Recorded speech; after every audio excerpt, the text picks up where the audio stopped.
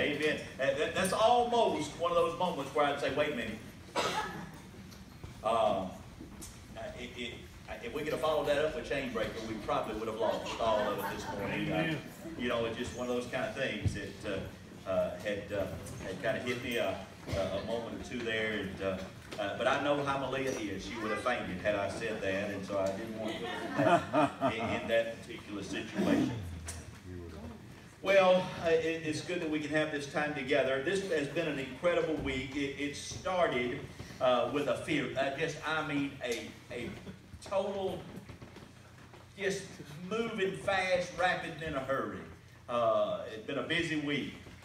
Tuesday, I got an encounter. I was a little concerned. I came to the church early Tuesday evening, and as I was coming to the church, I became part of one of the largest chases of officers and a Volkswagen Beetle that I've ever seen in my life. I don't know what happened there. I got concerned. I really got concerned. I turned on 150 out here and had to hit the ditch. Here comes a Volkswagen Beetle off top of the hill, getting it wide open. And out of Tanya's driveway, down her road, is 10 police cars, blowing lights, trucks, SUVs. They're chasing this thing. They're after this Volkswagen Beetle. Somebody has stole a Volkswagen Beetle. I mean, if you're going to steal something, get a Cadillac. Come on now. Why in the world are you going to do that? And that thing, I'm thinking, well, they're going to stop it right down here on 157. There it comes. I'm looking in my rear view mirrors. I'm sitting over in the ditch, kind of leaning, right up here, just past the store. Coming across the road, coming out of Kathy's driveway, scratching. Here it comes, down the hill, lights flashing. Well, they're going to stop him right there. That thing takes to the ditch like it is a dirt buggy. Bloom, bloom, down, and back up 157. It went wide open. I thought, whoo, was that Tanya in that thing? And then come to find out, Brian told me that he had come home early and caught one of her ex-boyfriends up there in the yard. I don't know about that. I do not know if that's true or not. But the car did run, and they wrecked it down here eventually about 35, 40 minutes later.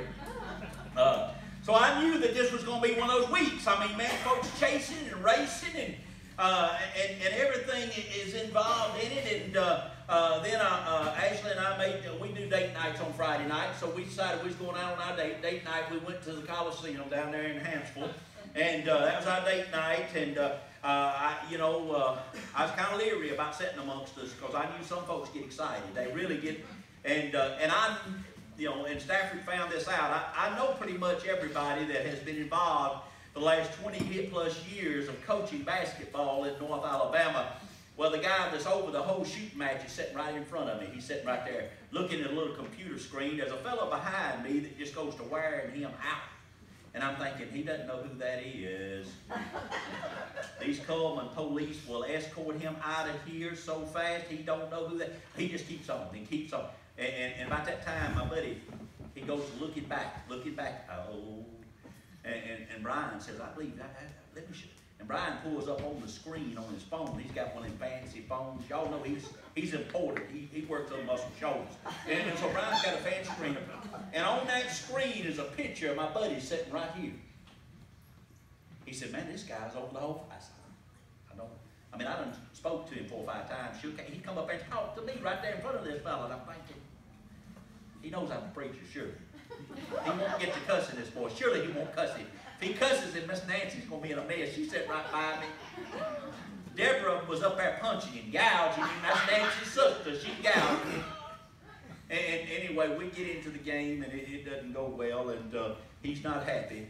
And then they start conversing with each other, and I'm thinking, I got a bigger kick out of that deal. And then Roger and Beth sat all the way on the other side of the Coliseum. They didn't know I seen them. I was watching them. Way up there, like 2 pigeons. Way up in there, they sitting. Well, yes, you did, and you didn't have to worry about me.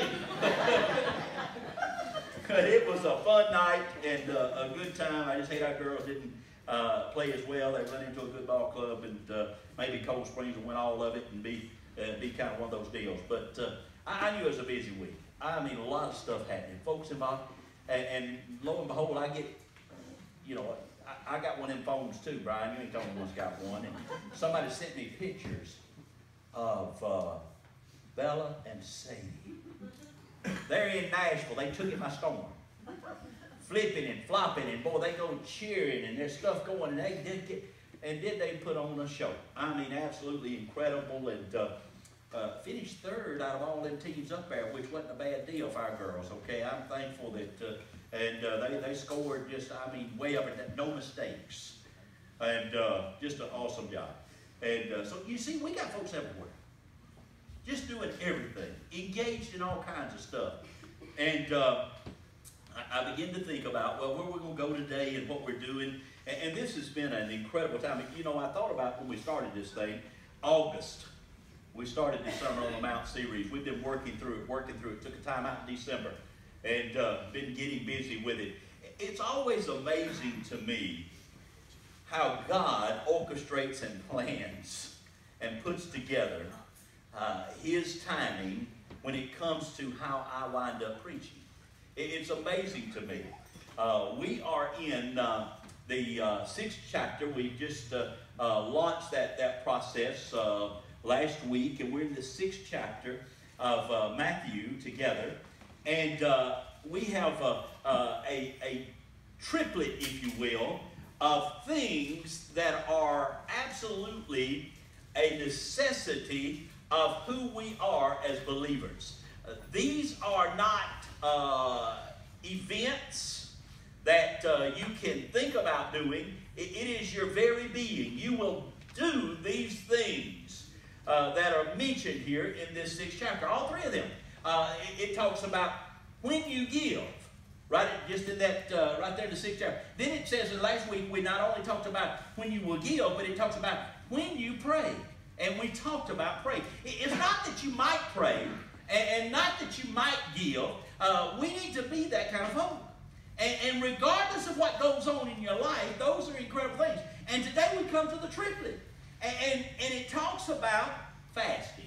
And I know that Baptists have a long time just toyed with the idea, and most Baptists have no idea, to be very honest with you, what the whole principle of fasting is all about. Most of the time, if you talk about fasting in church today, we want to somehow or another relegate it to past centuries. You know, that must have happened way back in the time of Jesus when he walked on the earth, you know. Maybe that was when Nero was in charge of the empires. Maybe that was a part of the whole cultural environment. And then all of a sudden, it crept into all facets of religion. You know that during Ramadan, that the Muslims, they fast. They just lay down everything and fast. Well, they're not the only ones. All religious sects, if you will, somehow or another find themselves practicing this mentality of fasting. They engage in parts of it right now. In the southern part of our state and across the, I guess, Gulf Coast, Mardi Gras is taking place. Well, that is in preparation for Fat Friday, where folks will begin to fast that are of the Catholic mindset and go away to Easter.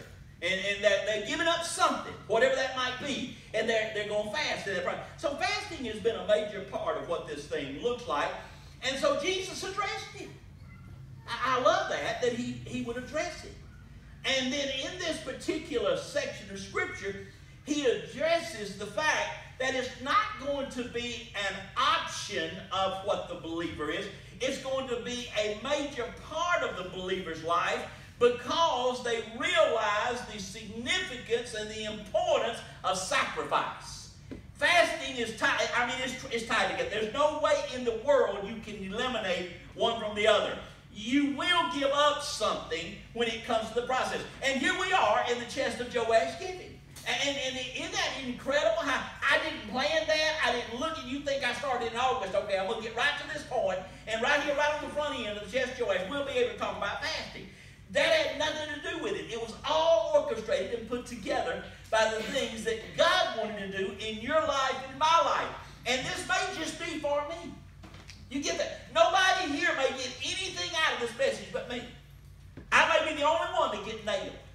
But I'm telling you, it is significant in a major way. And so what you find in this section of Scripture is, in the 6th chapter, starting with verse 16. You can see it printed on the screen. Here's what it says. And when you fast, notice what it said. He didn't say if you decide you want to do it. If that becomes something that you consider at a future date. When you fast, do not look gloomy like the hypocrites, for they disfigure their faces that their fasting may be seen by others. Truly I say to you, they have received their reward.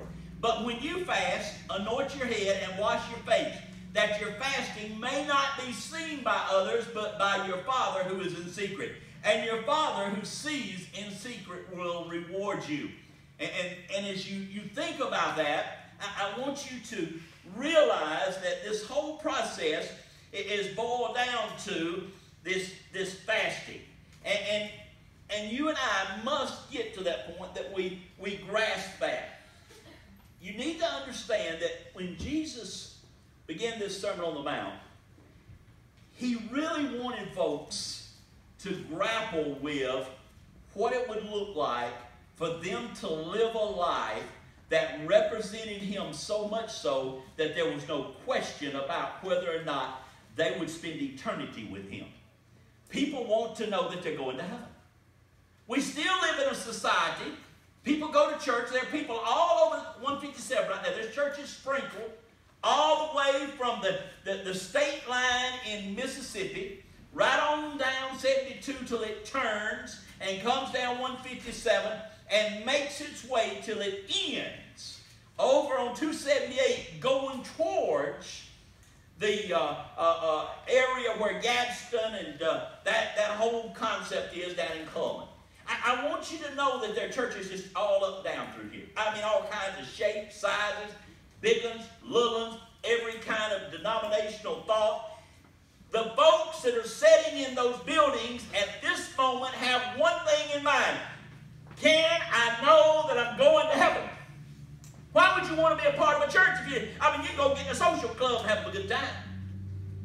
Think about what you do. You can just join every social club on the planet. You can, and social clubs do a lot of good stuff. I've been a part of Kiwanis in my past. We've done a tremendous amount of good things. We have a lot of fun together. We'd eat together. We ate every week. Every week we go get together. I mean, it was just fun. So why would you want to be a part of a family of faith if that wasn't your goal? Is to get yourself in a position to know that when I slip out of this life, I'm going to spend an eternity with my Father in heaven. That's exactly what Christ wanted them to understand. Was that there were some things they must do. They had modeled for what they had perceived as the right way. They had done it for 300 plus years. They had a law that had been written, put together. It was a framework, if you will. Some kind of, this is a model, if you will. Over 900 regulations concerning what the 10 Commandments look like. What the law that was given to Moses there on top of that mountain, and God had etched it in stone, and it had been put into the little time of where that they could find it later, and they walked through it one thing after another. And so all these years they've been looking at it, and they've been trying to, and they hung all that, and the Pharisees and scribes and sat down, added to it, added to it, added to it, added to it, till it had become an oppressive document. And the folks will think, we won't never get to heaven. And all of a sudden, Jesus comes on the scene. He blows it all up. Boom! And folks, who is this Christ? He's walking around, and folks got leprosy. All of a sudden, they just got clear skin. He's walking around, and folks is blind, can't see nothing. And he reaches over and touches them, and boom, they can see. Jairus' daughter is laying there dead, and he walks in, and boom, she's walking. Little lady's been sick for 12 years, just reaches out, don't even know him. He has no idea she's in the crowd, but she reaches down, touches his garment, healed. Jesus has come on the scene, and everything's getting messed up. Everything's changing. All of a sudden, this Savior, he's talking to sinners. He's ministering to people that are unclean. That those aren't the natural way of doing it. All these Pharisees and Sadducees, they're angry, mad, frustrated. They're tore up, they don't know what to do. And so here we got them, this herd of folks that have been watching, seeing. I mean, you got to understand, he's walking on water. He's doing things that nobody can do. They want to see this Christ. I mean, demons is jumping and leaving. There's stuff happening everywhere. They want to see. So there's herds of folks gathered listening to him. He gets them set up on a hillside. And he begins to explain to them, this is ultimately what you will become. And so in August, we started that. And he said, you want to go to heaven? Chapter 5, verse 20, he made it very clear, didn't he? He said, unless your righteousness exceeds, and that's the key word for that group of folks, exceeds the righteousness of the scribes and Pharisees, in no way will you enter into heaven. Now think about that. 300 plus years of being taught that the only way you're going to get there is by keeping the regulations. You can't mess up. You can't do it. You've got to take an unblemished lamb, and you've got to take it. We've got to have that thing sacrificed. We've got to go through all of the systems. You've got to collect the best of the best and give it. You've got to get a grain offering ready. You've got to go through all the ritualistic, religious garb. And if you don't do it, you're going to die and go to hell. And in one sweeping verse, Jesus blows them out of the water again. And they're thinking in their little minds, how am I going to go to heaven? These folks pray 13 times a day. I got to work sometime. I can't get out there and pray. I got to pray 14. I got to pray 15 times. I can't give up that much time of my life. I can't do that. So we get this whole process, and Jesus kind of gives it to them. He says, your very being is going to look like this. And he gives them those things we've named as the Beatitudes. Blessed are the poor in spirit. Blessed are the meek. Blessed are those that mourn. Went right down through them, one right after the other. And he talked about to them, these are your very soul. These things will ooze out of your spiritual ores. You will be this. You will understand how it ought to be. And then he comes to this section in this passage, this whole study, where he dealt with real life issues. He talked about divorce, and he talked about how to treat folk, and he talked about all of those things that. And then it comes to this little section here, this triplet section, to where he says, these are the things that ultimately will just be a natural part of who your life is, if you're a believer. So, as we set the table, you and I have got to wrestle with today, do I really enjoy giving? I mean, wait a minute, God, I don't work all week, that's my money. I got to hang on to that. You know, storehouse tithers, there's folks that don't like to do that. They go get crazy talk about that giving. Look, it's amazing. Our church is no different than any other church when it's concerning giving. There's about 15% of the folks that give 100% of the giving. That's just the way it works. That's the gospel truth. And you know, y'all know me. You done figured me out 3 years. I'm kind of tough about stuff. Them other 85%, if we didn't have enough Christians in this church, this is what happened. We got enough in here. They won't let me do it. The deacons are good, okay? Y'all get to the picture. If they let me do it, I just put a list of the folks that ain't giving nothing, put it out there in the vestibule. But they won't let me do that. They said, no, preacher, you know, you can't do that. I said, well, look, hold on now, guys. These lights come on in here. These folks sitting in here using this light. The young ones is going on mission trips.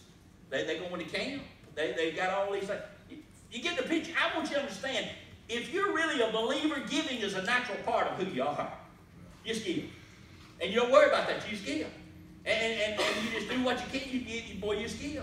And that's why I love the chest joy. Because, you know, I don't have that extra money set aside. I just pray for it every year to figure out how it's going to happen. I don't just have that money sit in my pocket waiting until you don't have that way, Lord. What we're going to do this year. And you know, you think that change jar is an important part of, I mean, That's our goodie jar. We kick it up, we'll fill that thing to the top, we'll take it cashed in, whatever it is, we'll spin on a treat, we'll go out one night on or something. Gone. Done gave it away. But Ashley said, you sure you want to do that? Just give. And then last week we talked about this prayer process. Folks don't pray no more. You want to talk about prayer? Folks don't want to pray no more. Folks really don't want to pray. I mean, get along with God and pray. Talk to Him. Spend time with Him.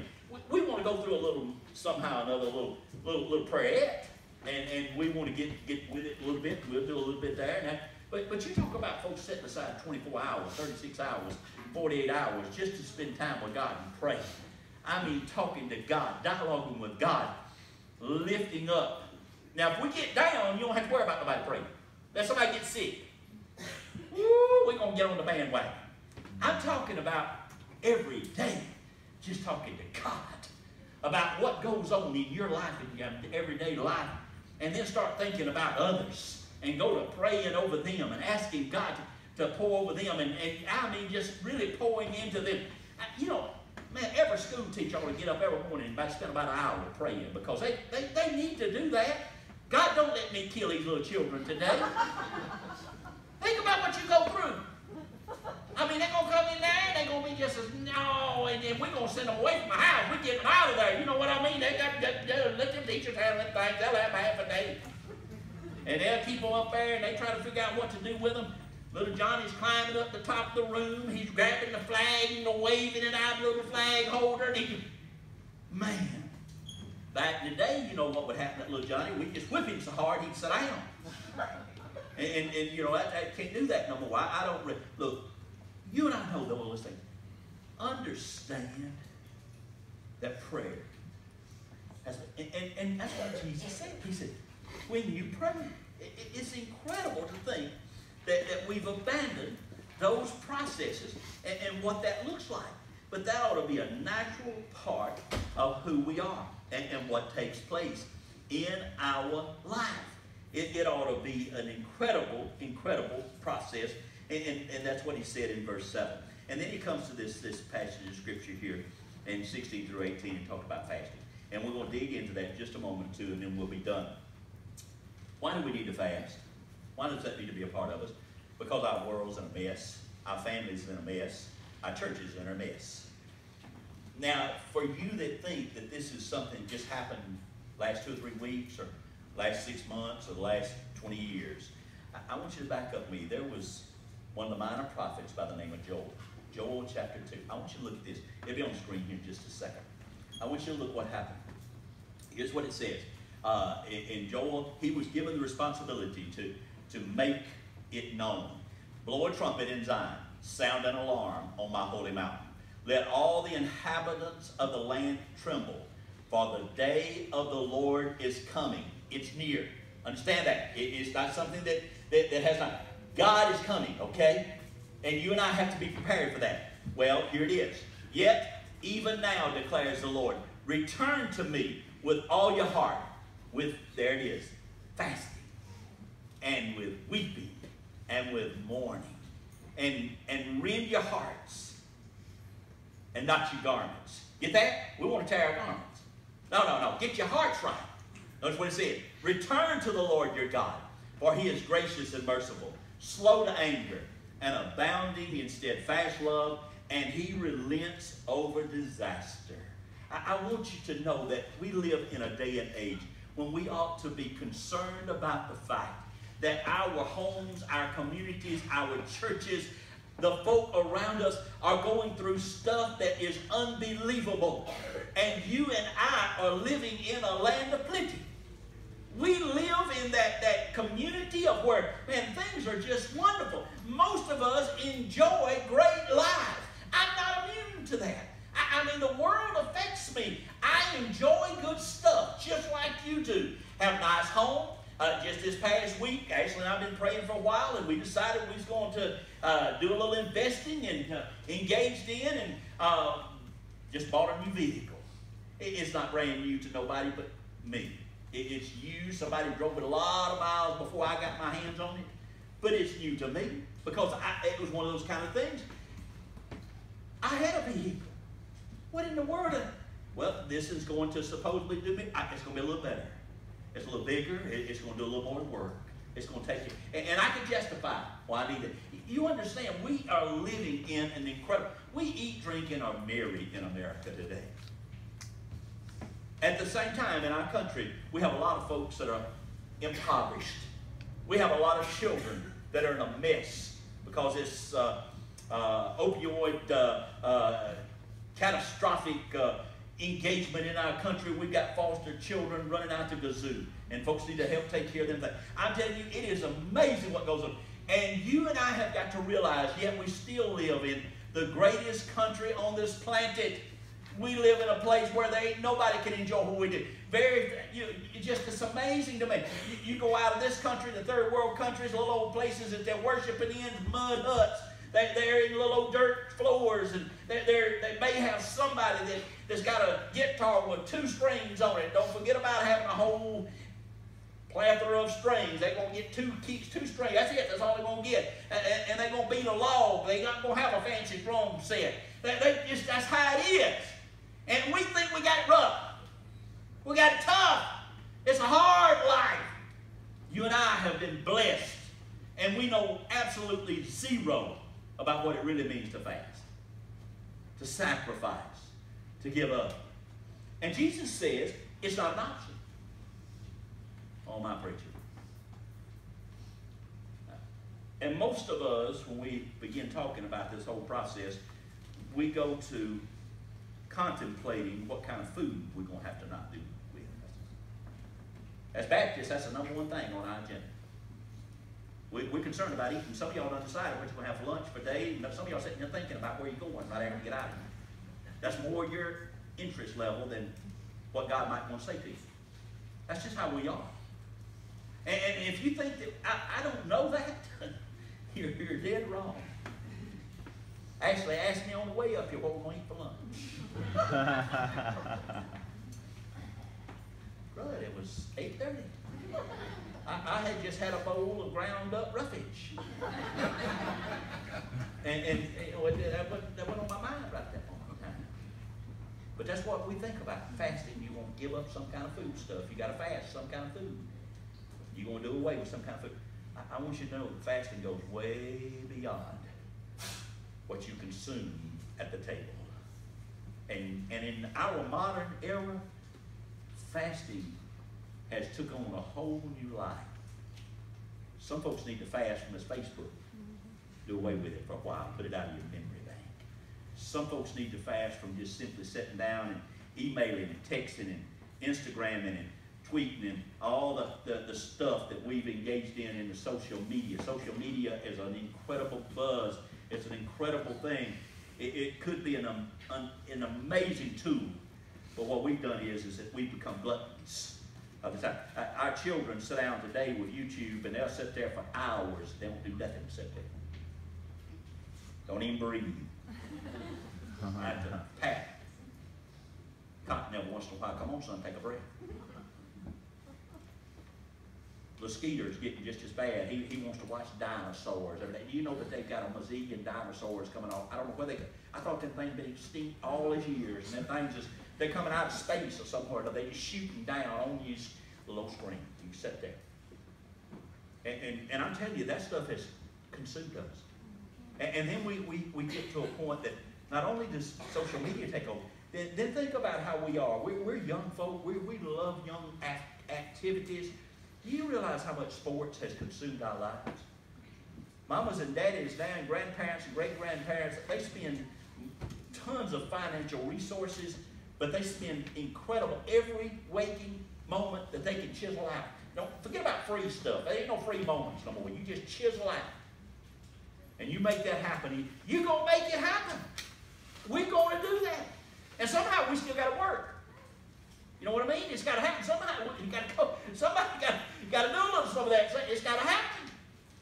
All those things take place. Fasting is an incredible piece of this puzzle.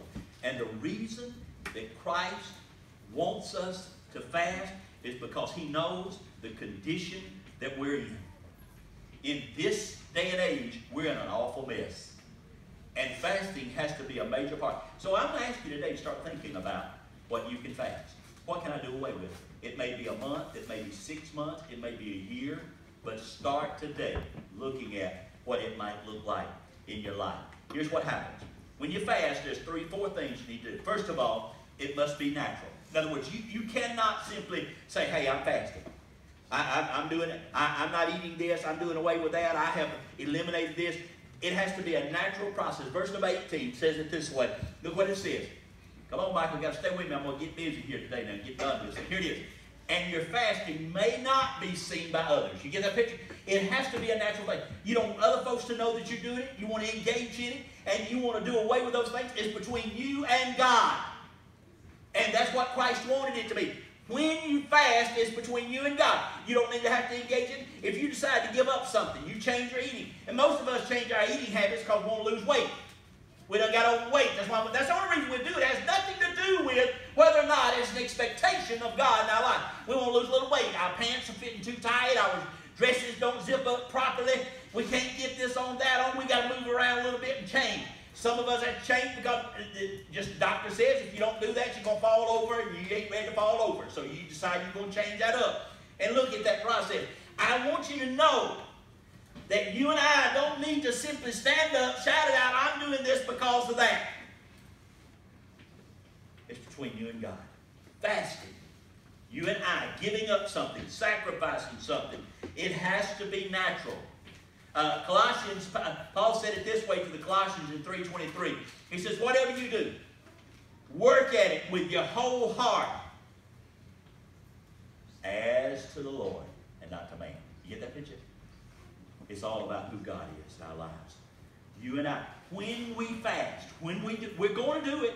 It's a natural part of us. If we're believers, we're going to sacrifice something because that puts you in a better frame of mind to talk to God. I don't have to depend on the stuff no more. I'm with God. I don't have to depend on this particular item no more. I'm with God. It's between you and God. It has to be natural. Second thing is this. Is when you fast, you forget about other people altogether. You don't let other people come into play. It's between you and God individually. Husbands, wives, you may talk about it, but what you're doing is between you and God. Other folks will come and play. It's the same thing there. Remember that passage of scripture we just read just a second ago? It's crazy how we do that. But the latter part of verse 23, notice what it says. And not for men. You get the picture here?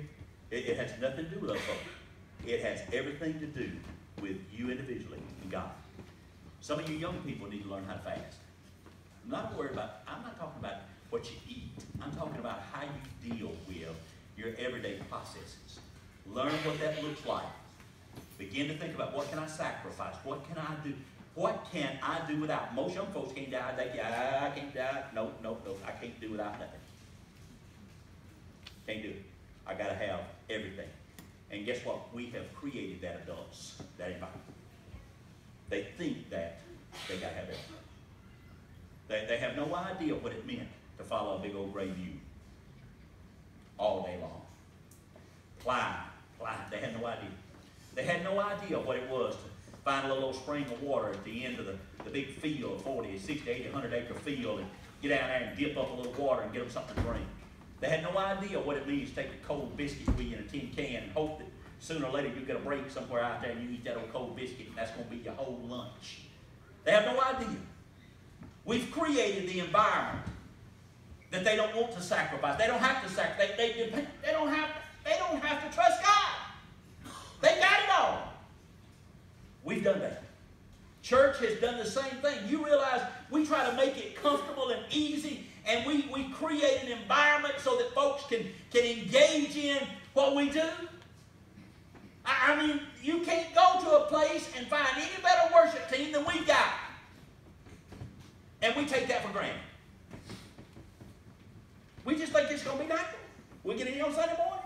You have no idea at 7 o'clock on Sunday morning they're up here and figuring out what they're going to pray and playing. And on Wednesday nights, they're trying to practice a little bit and get together. Half of them's off in Tennessee and other half's at some plant working. And they trying to, and Malia's up here sweating because she gets so nervous and tore up and she's twice and sweating. I don't know what I'm going to do. And preacher's probably going to call on me Sunday to do a special. And I don't know what he's going to ask me to do. You have no idea what they're going to do. And we take that for granted. I want you to understand that it's not about other folks. It's about you and God deciding when you're going to fast. You are going to do that. You just go ahead and make up your mind right now. Just say, okay, man, if I'm going to walk with God and my life is going to represent Christ and I'm going to be the kind of Christian that I'm supposed to be, I will fast. Something has got to go. Gosh, preacher, what you mean? I don't know if I want to do that or not. I never thought about it. I'm not asking you as if it's an alternative. It is an expectation. If you and I want to demonstrate that we're Christian, this is a natural part of who we are. We're going to give, we're going to pray, and we're going to fast. It's going to be a natural part of where we are. Ooh. But you need to get out of the Sermon on the Mount. This Jesus stuff is getting too hard. Oh, he doesn't end there. Get ready. You better hang on. Not only when you fast will it be natural and you forget about the other folks, but you know what? You're going to do it to please him. Do it to please. When you fast, you're going to do it to please him. It's incredible. Notice what it says in verse 18. You can go right back to it, Michael. Flip that to me. And what? But your Father who is in secret. You want to. That's who you want to please. Is your Father. You're not trying to please anybody around you. Your spouse, your children, your neighbors, your friends, your acquaintances. You're going to please him. That's because you realize that, you know what? This has hindered me from spending time with him. There are things in our lives that we've let creep in that we didn't realize it, that Satan has used, that hinders us from spending time with the Father. And you've got to get to a point that you come to grips with the fact, I'm going to get that out of my life. I'm going to do that. These kids are going to be real athletes. There are times in their life that they're going to have to give up more than they dreamed they're going to give up. They're just going to have to do it.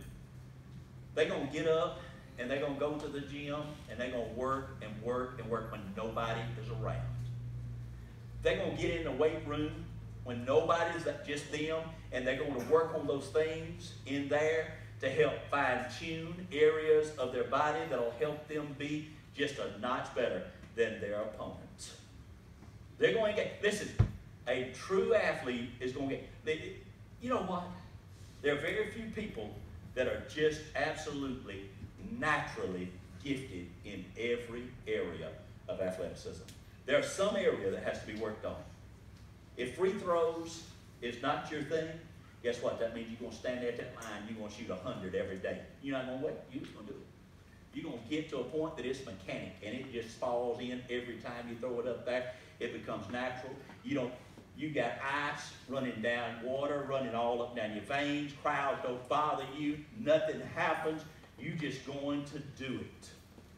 That's the natural part of what it is. As adults, we need to understand that when we realize that, incredible things will happen.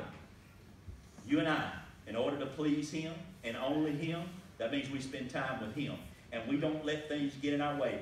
We're selfish folks, so aren't we? We like our stuff. We like our time. We like all the things that. And we don't want to spend time with him if we be honest. We just be honest. Get down to it. We want to do everything we love having fun. We enjoy laughing. We enjoy eating. We enjoy all of the fineries that this old world has designed for us to enjoy. I'm just saying to you, fasting means that you're going to decide that there's something in your life that you can sacrifice, you can do without, that'll put you in better position to be in communication with the Father. I don't know about you, but that's something I want to be a part of. I need to be in better position. I need to have more communication. I need to spend more time dialoguing with him. And then notice the last thing is, not only must it be natural and we forget about other people, and that we do it to please him, but the last thing is, he will reward you. He will reward you. Look what it says in verse 18. Notice, flip that. Go on one more time. Michael, you flip down there. See, I mess him up. I give him a lot of scripture, and sometimes I don't use all of it. Didn't use Romans 12, 1 and 2. Here we go. And your Father who sees in secret will reward you. It doesn't say that he might reward you. Do you get that? It didn't say that at all. It says he will reward you. What does that look like? What does rewarding you really look like? Writer of Proverbs, in one of my favorite passages of Scripture, says it this way in Proverbs chapter number 3. Trust in the Lord with all your heart. Don't lean on your own understanding. In all your ways acknowledge him. And notice the reward. What will he do? What will he do? Make your path straight. Make your path straight. Isn't that good? Fasting is an interesting thing. Is that giving up something that will hinder you from being able to connect with God the way you ought to. Now I'm going to tell you something. There's nobody in here, there's not a single person in here that don't mind connecting with God when they're in trouble. We don't have a problem with that. We all want, it may be a health issue. It may be a financial issue. Maybe a marital issue. Maybe a relationship issue with a sibling. You don't have a problem. Maybe it may be even issue with whether or not something in church is not quite going well for you. You don't have a problem connecting with God. You know when we have problems connecting with God? It's when everything's going smooth in our lives. And when it's smooth, we don't have a problem. We just do our own thing. Be honest with you, we probably don't even let God cross our. We'll get about halfway through. Got to go to church. It's Wednesday night. Hadn't done anything on Monday and Tuesday. Forgot about half a day on Wednesday. One of the things, right up here, as I found though, is this: as I get older, I forget a lot of things. Sometimes things slip my mind that I don't want to slip my mind. I'm just getting a little older, slipping. I'm not talking about those things. I want you to realize that you and I, to really experience the things of God and to claim that very righteousness that exceeds the righteousness of the scribes and the Pharisees, you will fast. There'll be something in your life. So now, here is that $64 question for you and for me. What will it be? What can I sacrifice? Has cable TV become my thing, and I've got to have all the channels that there is out there? I think I've got to flip through 180 channels knowing you can't watch but one at a time. Those of us that are older remember when you used to take a dial and you'd go CBS, ABC, NBC, and occasionally one of those independents would be out there and you get a little bit of the fuzziest fuzz. Snow Forevermore. And you'd watch a little bit on that. I mean, it tore me up when Lone Ranger was in snow. I knew Lone Ranger wasn't in snow, but it was there. But that's all we had. Now we sit down there with clickers. We can go through thousands and thousands of movies. We can go through every kind of, look, if there is a sport on this planet, you can buy a package to see it. It don't matter what it is. You can watch cricket. You can watch communist sport, soccer. You can you can watch it. It don't matter what it is. You can watch it from racing. You can watch dogs running, rabbits running, cows running. You can watch horses running. It don't matter what it is. You can get you one. Did that what you need sacrifice? Can you cut back there? Can you just say, you know what? I'm going to sacrifice all of it. I'm going to cut the cable completely and stick up one of them little antennas and get about, and now you can get about 40 channels if you buy you one of them good ones. Sit there and watch it. Well, I don't know. I like it. Man, that SEC networks too. I know. I'm just asking you, what can you sacrifice? Is it clothes? Is that your deal? I don't know. But I'm asking you to really start praying so that your mindset will be locked in on God. And there's something in your life and in my life. I'm not interested in you telling me about it, because guess what? It's between you and God. But we've got to get there. This church, we won't ever fill up every pew.